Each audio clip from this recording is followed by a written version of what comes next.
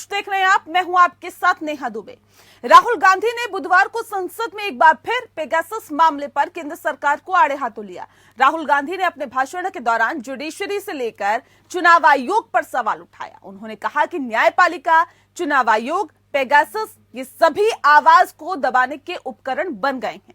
राहुल गांधी ने कहा कि जब आप पेगासस को नेताओं की जासूसी के लिए लगाते हैं, प्रधानमंत्री इजराइल जाकर लोगों की जासूसी का उपकरण लाते हैं, तो वे केरल, तमिलनाडु और हर राज्य के साथ धोखा कर रहे हैं। एक सरकार ने सभी संस्थानों पर कब्जा कर लिया है। आप ये जो हमला कर रहे हैं देश के संस्थानों पर, इसका जवाब मिलेगा। राहुल के भाषण पर अब सियासी घमासान छिड़ गया है। कानून मंत्री किरण रिजिजू ने राहुल के बयानों की निंदा की है। उन्होंने कहा कि राहुल गांधी को लोकतंत्र में विश्वास नहीं है। रिजिजू ने कहा कि न केवल भारत के कानून मंत्री के रूप में बल्कि एक सामान्य नागरिक के रूप में राहुल गांधी ने भारत की न्यायपालिका और चुनाव आयोग के बारे में जो कुछ भी कहा है, मैं उसकी निंदा करता हूं। ये हमारे लोकतंत्र की महत्वपूर्ण संस्थाएं हैं। राहुल गांधी को तुरंत लोगों, न्यायपालिका और चुनाव आयोग से माफी मांगनी चाहिए। राहुल गांधी ने जिस तरह के आरोप लगाए हैं वो सरासर गलत है। कानून मंत्री ने आगे कहा कि हम जानते हैं कि राहुल गांधी लोकतंत्र में विश्वास नहीं रखते हैं और उन्हें संवैधानिक संस्थाओं के मायने नहीं पता कि आखिर संवैधानिक संस्थाओं के लिए कैसे उनका सम्मान किया जा सकता है, कैसे उनका सम्मान करना चाहिए। हम उनकी आदतन मूर्खतापूर्ण टिप्पणियों को गंभीरता से नहीं लेते हैं, लेकिन उन्होंने संसद भवन से संवैधानिक संस्थाओं के बारे में कहा है, इसीलिए उन्हें बिना शर्त माफी मांगनी चाहिए। इसके बाद लोकसभा में विपक्ष के नेता अधीर रंजन चौधरी राहुल के बचाव में सामने आए और बीजेपी नेताओं पर निशाना साधा। अधीर रंजन चौधरी ने कहा कि राहुल गांधी के भाषण से बीजेपी में खलबली मच गई है। उन्होंने कहा कि किरण रिजिजू को राहुल गांधी पर टिप्पणी नहीं करनी चाहिए थी। पेगासस का मुद्दा जुडिशियल मुद्दा नहीं बल्कि देश का मुद्दा है। सदन के अंदर इस पर चर्चा करना हमारा अधिकार है, ये बात उनको पता होनी चाहिए।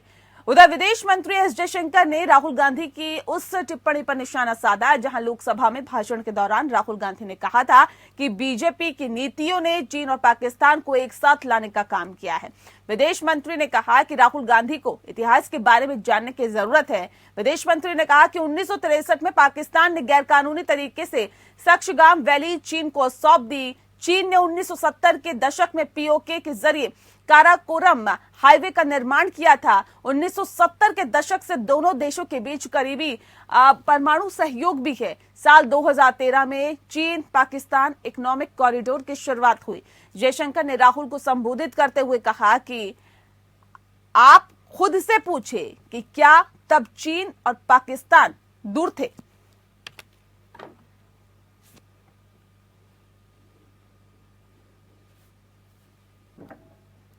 तो पक्ष विपक्ष में एक बार फिर से पेगासस के मुद्दे पर बात होगी और बात राहुल गांधी के उस बयान की होगी जिसके बाद बीजेपी में खलबली मची हुई है। यह बात अधीर रंजन चौधरी कह रहे हैं कि राहुल गांधी ने जब से इस बयान को दिया, इस बात को रखा, उसके बाद से बीजेपी में बौखलाहट है, खलबली मची हुई है। इस विषय पर तफसील से चर्चा करेंगे। खास मेहमान हमारे साथ मौजूद हैं, उनसे आपका परिचय करा देते हैं। महेश वर्मा जी हमारे साथ है, स्पोक पर्सन है बीजेपी के। महिमा सिंह जी हमारे साथ हैं, लीडर हैं कांग्रेस की।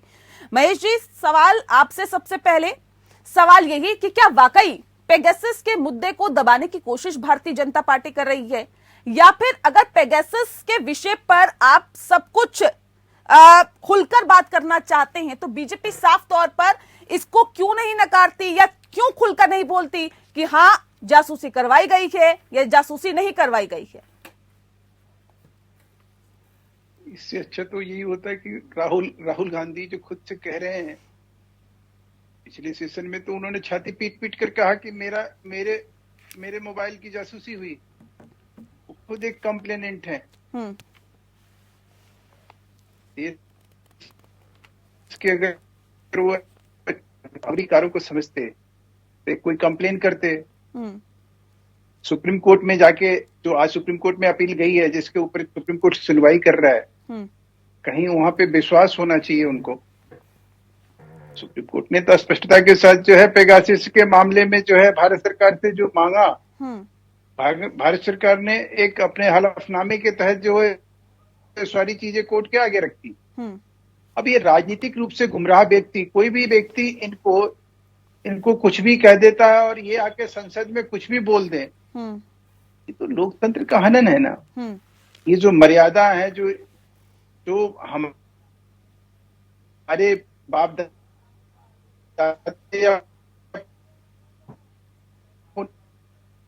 जो है बड़ी से आजादी पाई और उसके बाद हमने भारतीय संविधान की स्थापना की, लोकतंत्र का मंदिर जो संसद है उसमें आके लगातार देशवासियों को गुमराह कर राजनीतिक रूप से आपको जो है आप झूठ बोलना है। आप कांग्रेस नेता के नाते बोले, अपने नहीं बोले, समझ में आता है, लेकिन एक देश के नेता के रूप में इस तरह से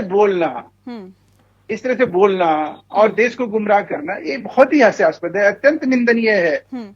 और ऐसे व्यक्ति को जो संसद के पटल पर जाके इस तरह की बातों को रखना कि पेगासस को लेकर जो है एक गलतफहमी, सरकार ने स्पष्टता के साथ अपने बयान दिए, सरकार ने उन लोगों की जितनी भी कंप्लेन थी उन कंप्लेन की इंक्वायरी शुरू करी, सारा कुछ हुआ और उसको स्पष्टता के साथ जो है सुप्रीम कोर्ट के आगे रखा गया। राष्ट्रपति के अभिभाषण पे आप अगर बोलने उठते हो तो जो उसके मुद्दे हैं उस पे बोलो ना, तो उसकी तो समझ है नहीं आपके पास। राहुल गांधी ने कहा है कि न्यायपालिका, चुनाव आयोग, पेगासस ये सभी आवाज को दबाने के उपकरण बन गए हैं। इस पे रिएक्शन दीजिए अपना।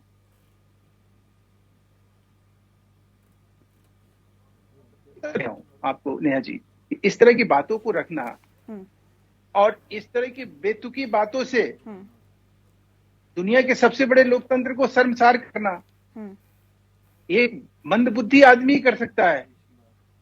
हम और आप भी ऐसी बात नहीं कर सकते। जो राहुल गांधी जी संसद में जाके करते हैं, उनको एक सांसद के नाते क्या बोलना चाहिए यही समझ नहीं। ठीक है, महिमा जी समझते हैं क्या वहां किस प्रोसीजर के तहत, किस विधि विधान के तहत हमें क्या कहना है क्या नहीं कहना है, उसके ऊपर प्रिविलेज मोशन आज राज्यसभा में लाया गया। आप इस चीज को समझिए, इस बात की गंभीरता अगर कांग्रेस के लोग नहीं समझे तो कांग्रेस की जो एक परंपरा है, जो लोकतांत्रिक मूल्यों पे विश्वास करती है पार्टी, वो तो सदा के लिए सर्वदा के लिए खत्म हो जाएगी। इससे बचना चाहिए।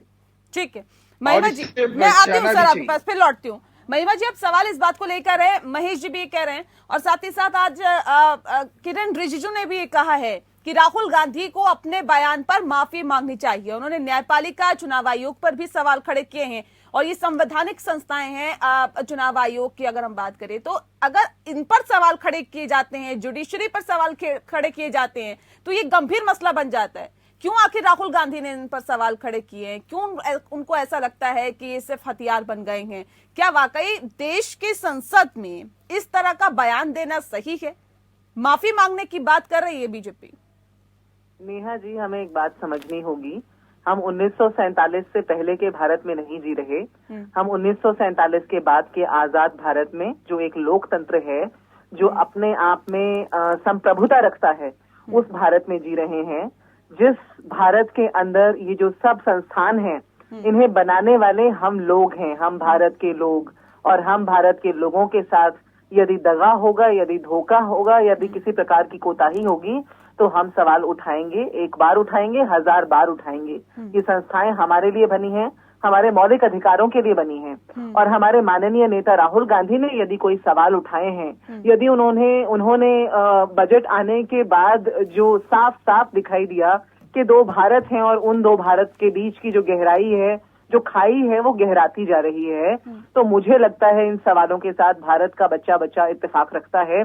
नेहा जी, आपको ये इस बात का भी ज्ञान होगा कि अभी चंद दिनों पहले ही सर्वोच्च न्यायालय के अंदर जो कमेटी बनाई गई थी, उसके अंदर साइबर एक्सपर्ट्स ने अपना हलफनामा, अपना एफिडेविट सौंपा है, जिसमें साफ तौर पर ये कहा गया है कि पेगासस का इस्तेमाल, जो विक्टिम्स हैं, जिन लोगों के फोन्स के अंदर जांच की गई, उनके अंदर फोन्स के अंदर पेगासस का इस्तेमाल किया गया। और मुझे लगता है ये याद दिलाने की जरूरत नहीं है। और आज भारत का हर नागरिक जिसकी प्राइवेसी, जिसकी निजता खतरे में है, वो ये बात जानता है कि पेगासस को सिर्फ और सिर्फ किसी देश की सरकार खरीद सकती है और उसके अलावा किसी तरीके से पेगासस जैसा सॉफ्टवेयर, स्पाईवेयर देश के अंदर प्रवेश नहीं कर सकता, देश के नागरिकों के फोनों के अंदर प्रवेश नहीं कर सकता। अब ये भाजपा के कार्यकर्ता, नेता, भाजपा के जो सरकार के अंदर बैठे हुए मंत्री हैं, ये लोग शायद इनके हाथ बंधे हुए हों। ठीक है, इस पे रिएक्शन ले लेती हूँ, मैं रिएक्शन ले लेती हूँ। महेश जी, अब सवाल इस बात को लेकर है जिस बात का जिक्र भी महिमा जी कर रही हैं। कह रही हलफनामा सौंपा गया, उसके अंदर भी ये कहीं ना कहीं तय है कि कुछ ऐसे लोगों के जो फोन थे वो लिए गए, उनकी जांच की गई, उसमें कुछ ऐसे अंश पाए गए हैं और ये साबित होता है उससे कि इसकी मौजूदगी एफिडेविट पे आ चुकी है नेहा जी सर्वोच्च न्यायालय के सामने। Now it is only a matter of time.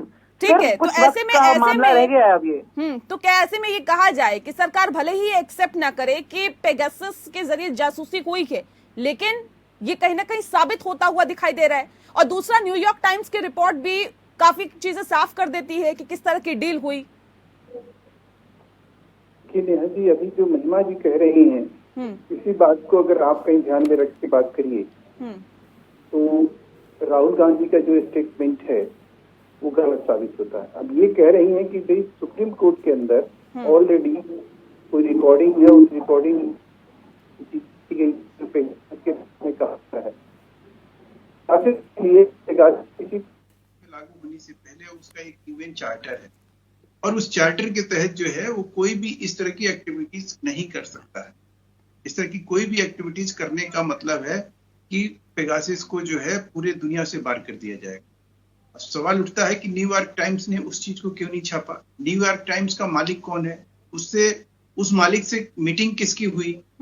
ये सब बातें भी देश के सामने आनी चाहिए। अगर आपको लगता है कि भाई आपको पेगासस के ऊपर बहस करना है, आइए ना, बैठिए, आप उसके ऊपर नोटिस दीजिए और नोटिस देके आप बोल के निकल जाते हैं, भाग जाते हैं, इससे बात नहीं चलेगी।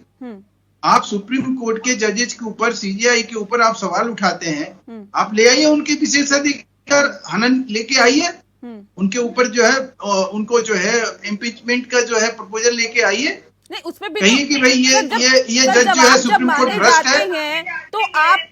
तो आप लोगों की तरफ से ये कहा जाता है कि सुरक्षा कारणों की वजह से हम ये नहीं बता सकते हैं कि कौन कौन से सॉफ्टवेयर सरकार की तरफ से इस्तेमाल किए जाते हैं। तो सर, ऐसे में कैसे ये तय हो, कैसे पता चले, कैसे ये तय हो कि क्या सरकार की तरफ से किया गया, पेगासस का इस्तेमाल किया गया या नहीं किया गया? लेकिन जो हलफनामे का जिक्र अभी महिमा जी कर रहे थे उसमें तो साफ है कि जासूसी हुई है।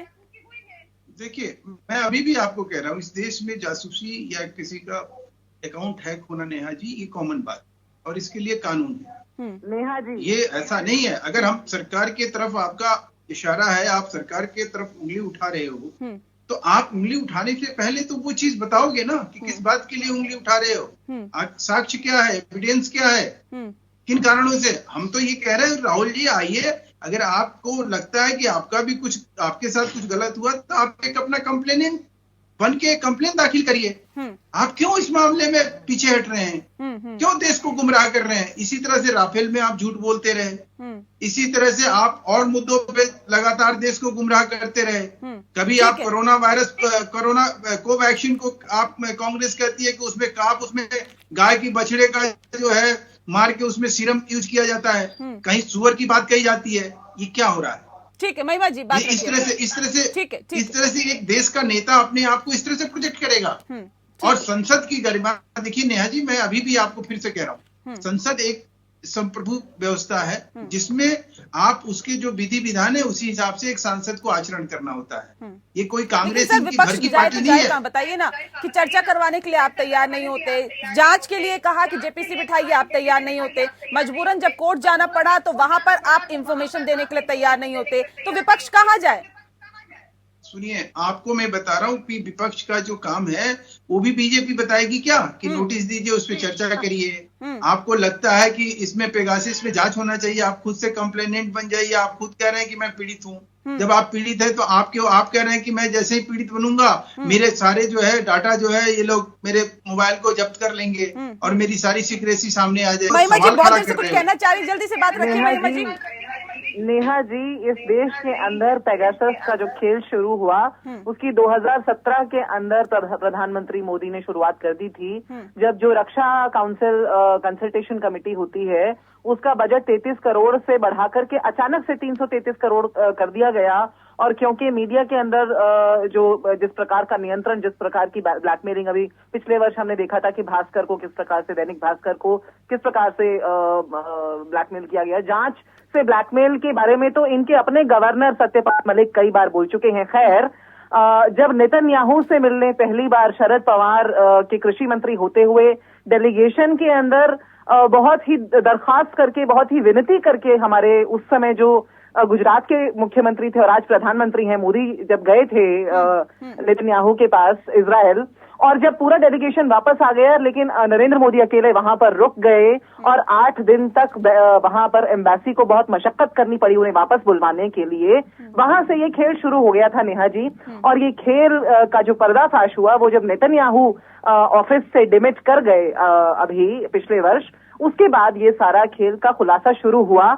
और इसके ऊपर अमेरिका ने सीधे सीधे एकदम से एक्शन लिया क्योंकि ट्रंप की मौजूदगी में इसे लाया गया था और बाइडेन ने इसके ऊपर सीधे सीधे तरीका होता है अपनी बातों को रखने का, एक तरीका होता है। अगर आप चाहते हैं उस पर बहस हो, उस पर सरकार भी अपना पक्ष रखे, आप भी अपना पक्ष रखे, एक हेल्दी बहस हो, तो उसके लिए नोटिस आप दीजिए। ये कौन सा तरीका है कि राहुल गांधी उठते हैं और इस तरह की चीजें बोलते हैं? प्रिविलेज मोशन भी लाया जा रहा है। जो रास्ते इख्तियार किए जा सकते हैं, विपक्ष न सिर्फ कांग्रेस बल्कि समूचा विपक्ष वो सारे रास्ते इख्तियार करेगा। संप्रभुता की बात भाजपा के मुंह से बिल्कुल अच्छी नहीं लगती क्योंकि भाजपा ने इस देश की संप्रभुता को दबाने का काम जब से ये सत्ता में आए हैं लगातार किया है। इस देश के सभी स्तंभों को, चाहे वो मीडिया हो, चाहे वो जुडिशरी हो, रंजन गोगोई के फोन के अंदर पेगासस का इस्तेमाल किया गया है। और जैसे मैंने कहा, it is a matter of time कि ये सामने आ जाएगी बात। ऐसा कैसे हुआ कि रंजन गोगोई उन 4 जजेस में से थे जिन्होंने प्रेस कॉन्फ्रेंस की आकर बाहर, लेकिन अचानक से वो सरकार के सामने जो है वो घुटने टेकने लगे एक के बाद एक फैसलों में। और उसके बाद यदि आप देखेंगी नेहा जी, तो ये पहली बार हुआ कि एक चीफ जस्टिस को रिटायरमेंट के कुछ ही महीनों के अंदर राज्यसभा का सदस्य बना दिया गया, निर्वाचित सदस्य। ये सारी बातें देश के सामने खुलने में वक्त नहीं लगेगा। और पहले ही जो लोग ज्ञाता हैं संविधान के, जो लोग ज्ञाता हैं अपने अधिकारों के, वो इस बात को जानते हैं कि इस सरकार ने न सिर्फ हमारी निजता का हनन बल्कि हमारे सभी मौलिक अधिकारों को बलात्कृत करने का, यदि मैं कह सकती हूँ, और उनका हनन करने का पूरे तरीके से, पुरजोर तरीके से काम किया है। हमारे नेता ने, माननीय राहुल गांधी जी ने, यदि कल कोई बात संसद में कही, जितनी भी बातें उन्होंने संसद में कही, उससे न सिर्फ कांग्रेस पार्टी, समूचा विपक्ष और समूचा भारत इत्तेफाक रखता है। कांग्रेस पार्टी की तरफ से भाजपा को यही चेतावनी है कि वो अपने उल्टे दिन अपनी उल्टी गिनती करनी शुरू कर दे, क्योंकि पेगासस वो घोड़ा है जो अपनी लगाम से निकल चुका है। ठीक है महेश जी, देखिए जो भी पार्टी सत्ता में रहती है वो अपने तरीके से तमाम हथियारों का इस्तेमाल करती है। महेश जी एक सेकंड सुन लीजिए। लेकिन जब पेगासस की बात आती है तो देश की जो गोपनीय चीजें हैं, या फिर यूं कहें कि यहाँ की इंफॉर्मेशन है वो बाहर तक जाए, ये भी एक इससे खतरा है। तो क्या ऐसा पेगासस का इस्तेमाल किया गया है? क्योंकि एक सरकार जो होती है वो देश की कहीं ना कहीं सूचना इकट्ठा करती है और तमाम उपकरणों का इस्तेमाल करती है, इसे दरकिनार नहीं किया जा सकता। कांग्रेस की भी सरकार रही है, वक्त वक्त पर चीजें होती रही, लेकिन क्या पेगासस का इस्तेमाल किया गया? इसमें कुछ क्लियर तो करिए। नेहा जी, एक बात और, इन्होंने कहा हैकिंग होती ही रहती है। क्या ये हैकिंग को और पेगासस को, जिसमें आपका फोन ऑफ हो और आपका माइक और कैमरा अपने आप ऑन हो जाता है, हैकिंग और पेगासस को क्या ये एक साथ रख रहे हैं? क्या ये अभी भी हम सबको बरगलाने का काम कर रहे हैं? ठीक है, रखिए महेश जी। देखिए, मैं एक बात कहूँ कि पॉलिटिकल नेता है, आपका ये अख्तियार बनता है, आपका ये बनता है कि आप उन सब चीजों है जिसके ऊपर मतलब पब्लिक का ध्यान भी आए, आप ध्यान आकर्षित करें। सवाल ये है कि आप झूठ के सहारे प्रोपगंडा करके एक आधारहीन और तथ्यहीन बातों को रखकर आप गुमराह करने का कोशिश जो करते हैं, उसके ऊपर सबसे बड़ा, अगर कोई किसी ने टीका टिप्पणी किसने करी, सुप्रीम कोर्ट ने करी। राफेल के मामले में आप क्या कहा गया इस देश दुनिया का सबसे सीधा व्यक्ति आप करार दिए गए, उसके बावजूद भी आप अपने हरकतों से बाज नहीं आ रहे हैं।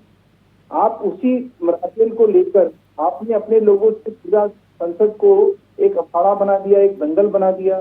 लोगों के पब्लिक का जो पैसा संसद पे जो महेश जी विपक्ष भी तो जानना चाहता है ना। अगर अश्विनी वैष्णव बयान देते हैं, सुन लीजिए सर, अश्विनी वैष्णव कहते हैं कि पेगासस के विषय पर अगर वो बताते हैं तो ये भी नहीं कहते खुलकर कि नहीं जी सरकार ने नहीं ऐसी कोई जासूसी करवाई, ये भी नहीं कहते हैं कि करवाई। ऐसा डिप्लोमेटिक आंसर दे देते हैं जिससे ये भी तय नहीं होता कि उन्होंने करवाई है या ये भी तय नहीं होता कि उन्होंने नहीं करवाई है। अगर नहीं करवाई तो सरकार खुलकर बोले ना। नेहा जी एक चीज मैं करेक्ट करता हूँ आपको, राज्यसभा में इससे पहले भी पेगासस को लेकर 123 आदमियों का कंप्लेन आया। सबके जो टेलीकॉम और सूचना प्रौद्योगिकी मंत्री जो थे रविशंकर प्रसाद जी थे, और उस समय उन्होंने राइटिंग में लिख के ये बात कही कि देखिए आप अगर किसी को इस तरह की शिकायत है तो वो शिकायत अपना दर्ज कराए और उसकी जांच होगी, और उसके तहत वो जांच भी शुरू हुई। और उस जांच में जो सामने आया उसमें यह आया कि पेगासस की कोई ऐसी भूमिका नहीं है, उसको पार्लियामेंट में भी रखा गया। वो जांच कैसी थी बताइए? नहीं, वो जांच कैसी थी? कौन सदस्य उसके अंदर थे?